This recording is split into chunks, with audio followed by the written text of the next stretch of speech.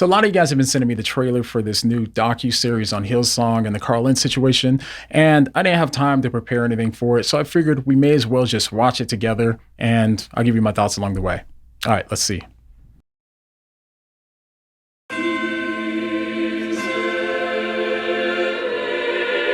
Have you ever heard of Hillsong Church?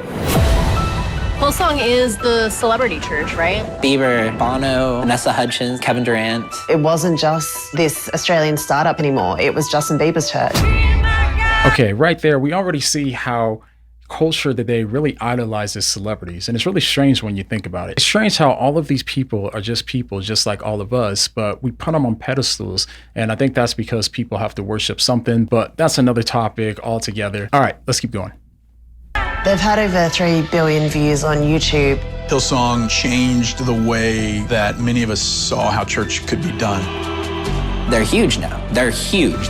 Okay, and right there, they're talking about how this is a giant megachurch. And when it comes to me personally, I used to think that megachurches were always bad, but now I'm not so quick to come to that conclusion anymore, since I've seen a couple megachurches that, at least seem to me, seem to have done a really good job, like Tim Keller's old church, for example. I think where the problem comes in for a lot of these megachurches is that the bigger that these churches get, a lot of times they become more bureaucratic. And for the record, I've never been a regular attendee at a megachurch, so I'm only talking about what I can see from my limited perspective. But I go to a really small church where the pastor knows everyone, and the staff and the members, they're all doing ministry on a ground level. But when you get to these really big churches that have some, I don't know, 10,000 people, members plus or whatever, the pastor isn't able to know everybody on a personal level. And it seems to me that it would be easy for the church to become more like a system where everybody has their spot, rather than a tight-knit family where everybody can be personally discipled and encouraged, and you have that really close relationship with so many of the people there. But again, this is coming from somebody who hasn't spent a ton of time at a megachurch, so that's just my opinion.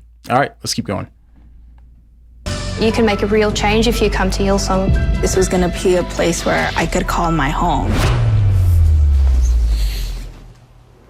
But that clearly wasn't the case, and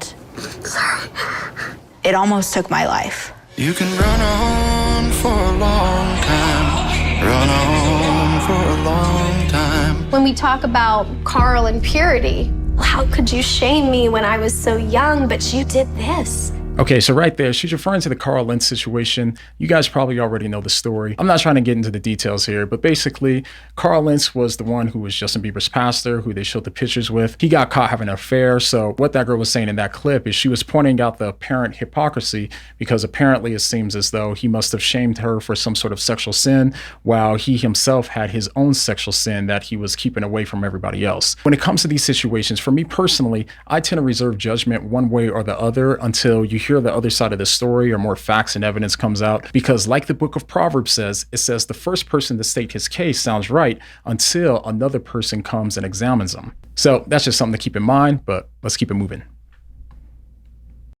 It was the most toxic thing I ever had to deal with.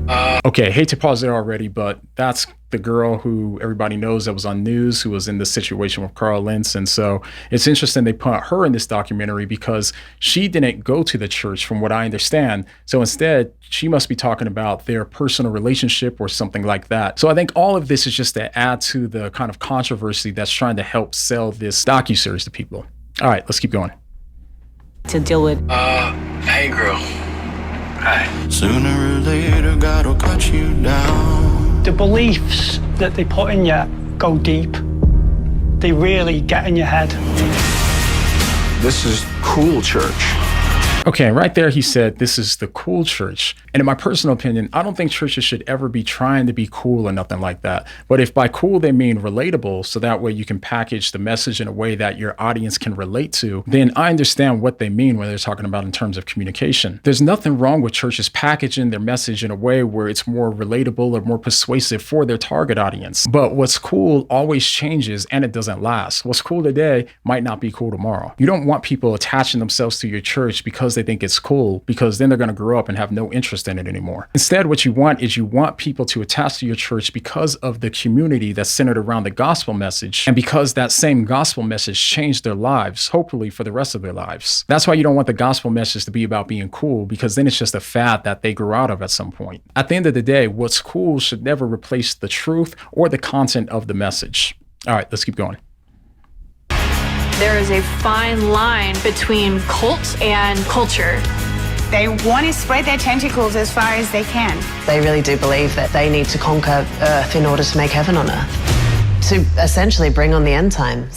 Okay, right there real quick. What she's essentially referring to, it sounds like, is a post-millennial theology, but they were pretty clever including it in the trailer because it makes it sound like there's this weird doomsday cult that's focused on bringing the world to an end or something like that. The same situation when it comes to the finances that they mentioned, because obviously the church has a reputation of being a bunch of money-hungry mob bosses or something like that. And that story sells. But what it doesn't show you is all of the other churches, probably 99% of the churches that are small churches and don't have a lot of money. But without getting too far off track, let's just go ahead and finish the trailer, and then I'll give my thoughts to the whole thing at the end. Here we go. This is not a moral failure. It's a felonious criminal act. $78 million in revenue, tax-free. Manipulation, religious trauma, Systemic cover-up. Tremendous power. everything in your life is Hillsong.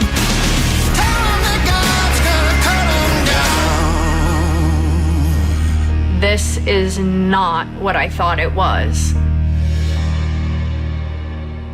All right, it looks like that's the end of the trailer. All right, so here's my thoughts on this trailer all around. And just to be clear, I'm not too familiar with Hillsong and what they teach and that sort of thing. And I haven't been keeping up too closely with all of the scandals or whatever that's going on lately. So what I'm about to say just goes off of the trailer that we just saw, since you guys wanted my opinion on it. So my first thought is, obviously sensation sells. And of course, the makers of this docuseries have an obvious incentive to want to make the church look as bad as possible.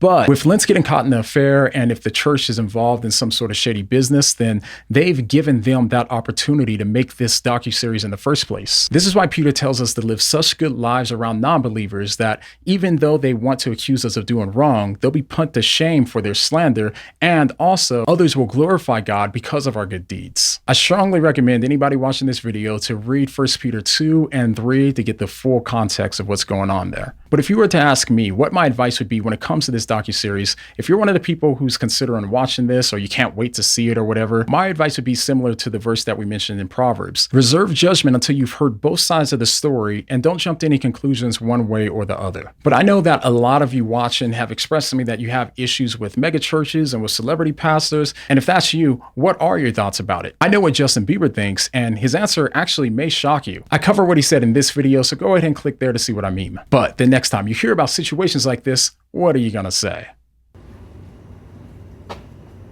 What do you mean?